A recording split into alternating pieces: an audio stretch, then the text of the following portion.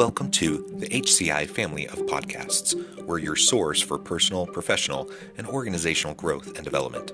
We share our own original research, explore industry trends, and interview executives and thought leaders from across the globe. Join us for practitioner-oriented content around all things leadership, HR, talent management, organizational development, and change management. Maximize your personal and organizational potential with the HCI family of podcasts. Will R. Young, welcome to the conversation today. Thank you. It's a real pleasure to be with you. Where are you joining us from? I live in downtown Baltimore. Beautiful. And I'm in the Salt Lake City area in Utah. Hopefully, you're enjoying beautiful weather. I know I am as we move into fall. Though, in the pre interview, as we were discussing, it sounds like you're strategizing, to use a Bushism, and looking for ways to go surfing this weekend. So, I wish you the best with that. It is a real pleasure to sit down with you and have the opportunity to talk about your new book, The Enough Equation: Wealth, Wisdom, Virtue, and the Pursuit of Less. I really like that title and everything that kind of pulls together. I think there's a lot that we will have the opportunity to unpack as we have this conversation together. As we get started, I wanted to share Will's bio with everybody. Will R. Young is a behavioral finance expert and practicing Stoic philosopher. And his book, The Enough Equation, uses modern parables and principles from Stoic philosophy and behavioral psychology to explore how to define enough and find contentment. The book combines a narrative with wisdom to question our modern, often story-driven relationship with money, which it argues is influenced by beliefs and behaviors, not just math. It encourages readers to pursue less to achieve greater fulfillment. I just love everything about that and look forward to having this conversation with you. Anything you would like to highlight by way of your own personal background, professional context, before we dive on into the book? No, I just will start it up. Okay, awesome. Well, I always like to ask authors, why this book, why now? You've been thinking about this stuff for a long, long time. You work with people, do trainings, coaching, various things. And then at some point you decide, I need to write this book. So what was it about this book now for you? If you don't write, then you don't really know yourself. Writing forces you to really explain things in depth. That's how you learn. So you can remember something, but it doesn't mean you really know it. When you ask people a question, like if you do a job and I say, "Oh, I could do this or that," but when you ask them detailed, they can't express it because it's much harder. Writing is a way to get your thoughts down to paper and also share with everybody who you are as a person. So this is really me, but it's told in a narrative and a story, a fictional story.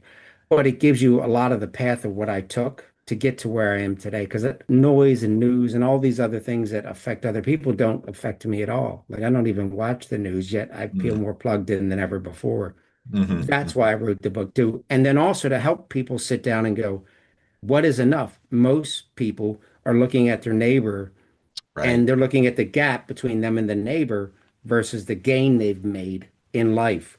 And that causes people to really make poor decisions because they're chasing something that they don't need to. Yeah, absolutely. I think so much of what we spend, our waking hours doing is like trying to fulfill like these external expectations on us, keeping up with the Yes. Joneses, societal, and well-meaning parents, well-meaning neighbors, well-meaning communities, that want us to just have happiness and success, but they over time, they impose a whole bunch of norms and expectations on people that don't always actually resonate with who you are if you take the time to do the work to really know yourself and have that self-reflection.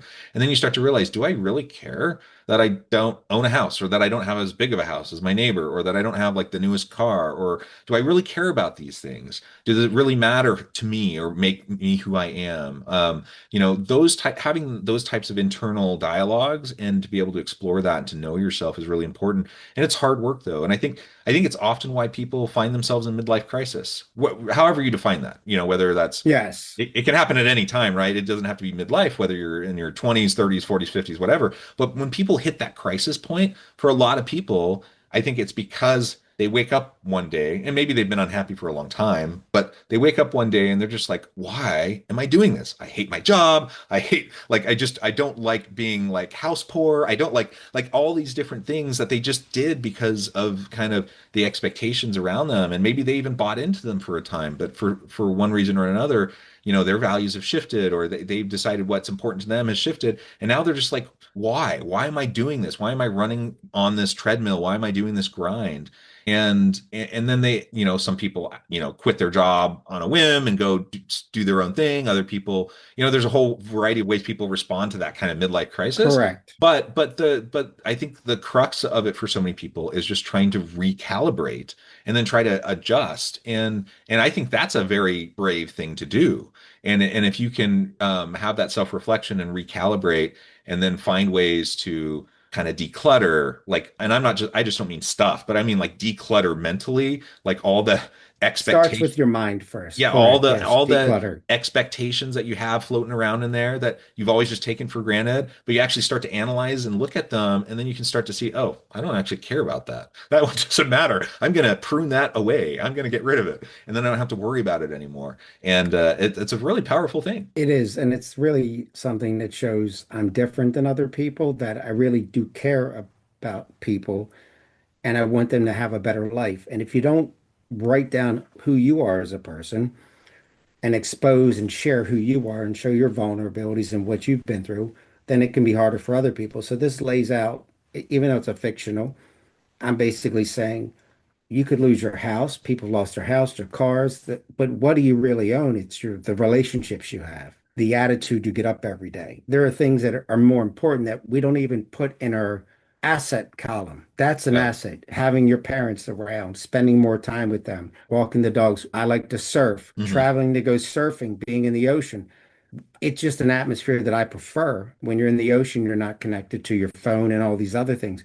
People spend so much time, they never sit down and put their phone down. They're checking emails every 5 minutes. They're just afraid. And that's is when you're on your gravestone, do you want to say, I won my fantasy football league and I checked emails more than anybody else? That's meaningless noise. That's Yeah. you know what I mean? So that's really what I get about it. I'm very successful for my clients in investing.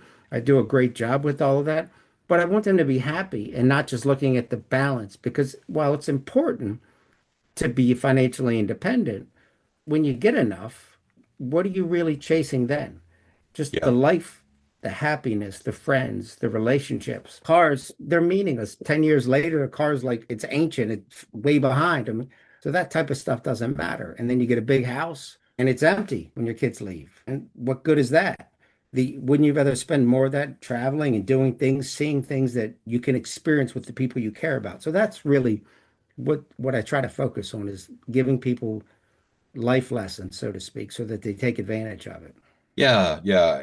And it's hard because we do grow up often with either explicit or implicit like voices in our head and Mhm. expectations around us telling us, that stuff is the indicator of value, like whether you're successful or not is based on your house, your car, your career, your title, all these different things that there's nothing wrong. Like there's nothing wrong with having stuff, having a nice house, having a great career Correct. with yeah, there's nothing wrong with any of that, right? But that in and of itself isn't what's going to, you're not going to derive and, perpetual meaning and purpose and satisfaction out of those things. You might have temporary boosts. Everyone likes to, go test drive a new car and you get that new car and it's fun. And like you feel, you feel all the feels because of it, but that fades and it fades really fast.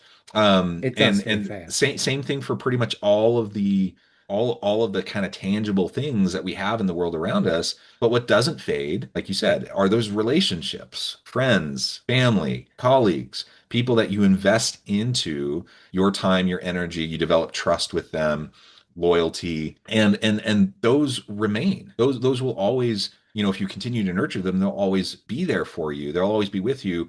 So you lose your house, you lose your car, you lose your job, you go through financial hard times. Nobody wants to do that, and everyone wants to be financially secure, and I want people to be financially secure. But I mean, you can look at the wealthiest people, the wealthiest nations, the wealthiest communities. Are they the happiest people? I mean, No, I would argue oftentimes no. And in fact, there's lots of studies around like job satisfaction and li life satisfaction and those sorts of things. And often they don't correlate all that well with with you can see wealth it. Yes, indicators, right? Or title correct. in a job or things like that. Because it's more about finding who you are, your meaning, your purpose, your contentment. Is a powerful, powerful thing. There's a reason why there's like thousands of years of philosophy around this, right? And Correct. be, Philosophy is essentially where people were reflective. People were around and yeah, they could see it, whether you had more crops, more slaves, more whatever the case in the Roman Empire, you had housekeepers, slaves, gold, houses. There's always this. And it's just the ways, even Elon Musk, when you look at him, wealth is like seawater to him. The more he drinks, the thirstier he gets. If you yeah, had his wealth today, he makes basically, if you took a 5% withdrawal rate, when I tell you this is going to sound crazy, it's like $467 million a week. yeah. So, It's not. He's about half a trillion right now in total yes, but wealth, he right? makes 1 billion in 2 weeks just off if he had interest on his money. That's what I'm trying to, and it's never enough. It's more and more and more. And that's the point is we're not going to be in that situation, but we at least need to know where we stand and what our goals are. And oftentimes, if we get to our goals, we should be satisfied. We should be reflective and looking and saying, I wanted to get here. I wanted to do this. And a lot of people never really do that. They're just constantly chasing and they never sit down to be reflective on their situation. I think that is one of the most important things. And that's why I share the philosophy. It's not for everybody because a lot of people just want to run around and chase whatever the next hot thing is. But this is also in investing. It's about the core principles, being calm and premeditation malorum or implementation intentions, which mean being prepared for bad things will allow you to navigate the world in a much better situation as well, too, because you're prepared, because there's always going to be negative things that happen. And acting like this new negative thing is different, well, I mean, we're going to have 50 negative things happen over the next 50 years. It's just the way it is. So it's that mindset and trying to give people like you have your health, you have your health care, you have this. Well, hopefully you have your health care after this bill. But the other things are what's really important. So that's what I want to focus on because everybody's focused on more money. I'm focused on increasing your quality of life and through happiness. Yeah, well, I love it. And you're right. Like there's we all have our own stuff, our own baggage, our own trauma, the stuff that we've struggled with. Everyone has stuff, right? Yes. And everyone will continue to have stuff. And it's different. Like people have different things they suffer from or with different challenges that they face. But the truth is we're all human, so everyone has stuff. Everyone has their own things.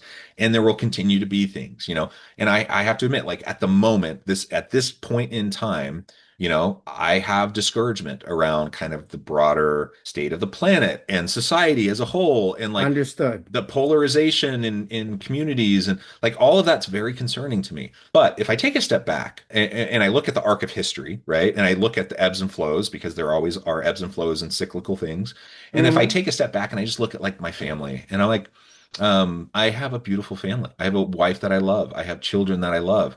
We're not rich, but we're financially secure. I have a job that I love that brings me great meaning and purpose. And I love, like you said, I love walking my dogs. Like we live right next to a park, and every day I go walk my dogs at the park. Like That's what I do too. that's one of my First thing in the favorite morning. moments in the day. And like it's simple things. I live in a place with beautiful mountains. Just this morning, I went down. So we're about 10 minutes from the lake on one side, and we're about 10 minutes from the mountains and going up the canyon on the other side. And depending on the day, sometimes I'll say, you know what, instead of going to the park behind my house, I'm going to take the dogs to the lake, or I'm going to take them up to the canyon and go up on a trail in the mountains. And I love it. Like it's amazing. And when you do those types of things and you can realize, okay, yes, there are things I'm genuinely concerned about in this world right now. And I'm concerned about certain communities of people that don't have all the same benefits and privileges that I have. Yes. but Yes, I also need to recognize the good that is in my life and find peace in that and contentment in that. Because that'll give me the energy to continue to work for the change that I want to see, right? And if I correct. don't see those things, then I'm just going to get burned out. I'm just going to be discouraged. That's essentially why I always like what you just said. I talk about noise. Like he's holding a coin in his hand and people are going around the market and he drops the coin, not thinking because he's so used to allowing the noise to get in that he's not able to do anything else. He loses focus. We have to learn to be focused on what's important. We can have a long-term focus, but a short-term. And these are the types of principles. It's same in investing. We're going to have probably a bear market next year, probably a recession. It's probably going to be steep because of the bad policies that we have. And with that, I'm going to go in and I'm going to take and buy things at discounts. And that is part of the mindset is I have to explain to people that we have to be prepared for when we're on the boat, the ship's rocking, we got to pull down the sail. But to get out of the storm, we may have to put the sail up a little early and get. So I'm just trying to use these types of metaphors and stories to help people understand. Like we're always going to have choppy situations, but we got to have the right outlook. And that's essentially what Stoicism is to me. And I often use surfing as kind of we don't control the ocean, we don't control the water temperature, we don't control the salt, we don't control the size of the waves, but we can control everything about what we do outside the water. We can control the board, the wetsuit we put on. So there's things we can control. So it's not hopeless. And through that, I want to get people energetic about investing and also navigating things and not allowing the portfolio movements up and down to also bother them, which is the point of it is do we have enough? Are we happy? Are we doing the things we want to do? And you know that's essentially what's important to me is being different than every other CFP who's always focused on more and more and more. Yeah, so oftentimes we'll talk about the pursuit of happiness. There's that movie Hmm. that came out. I don't when was that, 20 years ago or something, It was a while um, ago. a while back, and I remember even at the time thinking, well, one, I liked the movie, and it was inspiring to see someone down on their luck, work hard, find success for him and his kid. All of that was beautiful, But on the one hand, on the other hand, I'm just like, but the message of this movie is the pursuit of happiness is him becoming an investment banker, like or a stock trader or whatever. I can't remember. And like it was like around wealth and obviously him being homeless and like being so disadvantaged. Obviously, you need certain amounts of stability just to be able to thrive in life. And Yes. and and so that is completely understandable. Where I step away from that is like, okay, but you don't need to have all of the wealth to be happy. So when we use the term pursuit of happiness, a lot of times that's how people equate it, like kind of like in that movie even. And you talk about the pursuit of less, and how for you, how does that lead to meaning, fulfillment, happiness? Well, traveling, being around other people, building these connections matter more to me. Obviously, financial security is very important. But once you get to that level, or trying to get to that level, you still need to live a life. A lot of people are always like, I'll do this when I get to this point. Yeah, yeah, That doesn't mean you have to spend money. Do you really need the extra clothing? Do you really need, the bigger house that you have to heat? That I mean, I have the energy bills I see on some people. I'm like, your energy bill's 1,000 a month. Like that's a lot of money. yeah. And the only person making money off it only, and that only helps the energy company. So Hmm. a lot of times we're doing things that don't really make sense. Because I do financial planning, I'm like, do you really want $100,000 car? Like, you probably won't even like it. You don't even drive much anymore. So there's these things where it's just like if they become impulsive or short term, don't allow these short term impulses to affect your short and long term happiness. Because your short term happiness could be, oh, wow, I saw this new car, I really like it. Or, oh, we should get a new house because whatever the reason, people wind up spending too much or they do too much on things that don't matter and not enough time on the things that really matter. And wealth can be taken away very quickly. You can Hmm. have a lot of different things. You could lose your job if your happiness is tied to just your job. So these are the types of things I like to get people to really think about. And once then you can have a conversation with them. It's financial planning 101. What is important to you? And then write it down. If you don't write it down, then I have to tease it out of you. But I prefer you to think about it and be reflective on it and have deliberate thought. not just check boxes off of, a checklist. And because you don't really think about it, you're just checking off the boxes. Yeah. I think, there's not like a silver bullet here for people to find happiness in life. Life is messy, people are messy, relationships are messy, we all have hard things. But I think if we can learn to find contentment with where we're at, have clarity around what we value and where we want to go, so that Clarity we around what we value. Yes. yeah, so that we can move intentionally forward rather than just haphazardly like we often so often do. And then learn to find contentment. I don't remember what we were watching, but I was sitting down with my wife the other day. We were watching a show in the evening, and it was, well, I don't remember what it was, but basically it was like this endless pursuit of like more new, those types of things. She turned to me and she's like, don't people ever just feel like content with where they're at? Do people always have to be doing the next thing? Do people always have, and she just asked me that question. And I'm like, well, I mean, I'm so happy that my wife has learned to find contentment. And it's something that I think a lot of people really struggle with. I mean, people wrestle with You that their can whole lives. be growth minded. Yeah, you want to be growth minded and curious, but you also have to be reflective on what is enough. And that's the thing with me when I work with clients and other stuff like that. I talk about this when I write my letters. It's always based in stoicism, giving them reflections that people don't change. And Seneca talks about walking through Rome after the Colosseum fights with the gladiators, going, people are so worked up seeing the lions eat the gladiators kill themselves, blood's being splattered everywhere. And that's just an NFL stadium today. And they're all distracted from what's reality and what's really important. These are short-term distractions. So it might bring a little bit of happiness for them, but it's really a distraction. We're the same. We're always going to focus a lot of times on the things that don't matter as much Hmm. because they're constantly, it's called the availability heuristic in psychology, meaning whatever's thrown at us, we're like, oh, this, that. And I'm like, turn off the TV, sit in your house and just think or write or read because all of these, we're being told what to think and what to be upset about. And that's part of being important. I don't watch financial news at all. And yet I have a better track record than everybody. And that's because I don't allow all of these things to infect my mind, which is to me, it's like an infection. You know what I mean? Because they're trying to sell advertising. They're not trying to teach you anything. They're just trying to advertise something. That's all TV shows are for. That's how they make their money, advertisement. So ultimately, I tell people, don't pay attention to that unless you know someone's track record, because I Yeah. hear that all the time. Yeah, So absolutely. Well, Will, this has just been a fantastic conversation. I know we've only scratched the surface of your book, but it's great that that's there and available for folks to learn, to read, to learn more, and to learn from that narrative and those examples that you provide. As we wrap up for today, I just wanted to give you a chance to share with the audience how they can connect with you, find out more about your work, where they can find your book, and then give us the final word for today. You can find me at willryoung.com. You can join the mailing list. You can also book an appointment with me.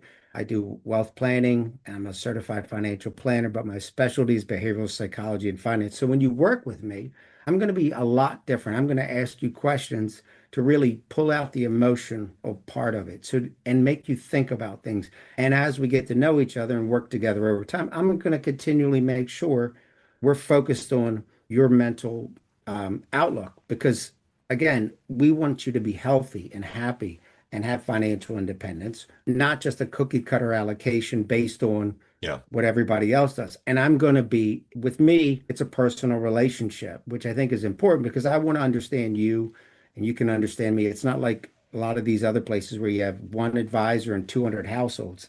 I might have 50 or 70. I'm going to be a lot less because to me, I want to teach you, I want to help you, and you'll help me as well as I continue to grow as a person and as a philosopher and a behavioral strategist. So I love it. I love it.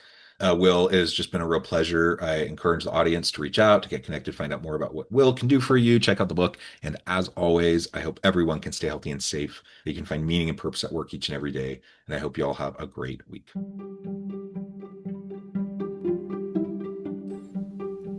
Thanks for joining us for this episode of the podcast. We hope you stay healthy and safe, and please join us again soon.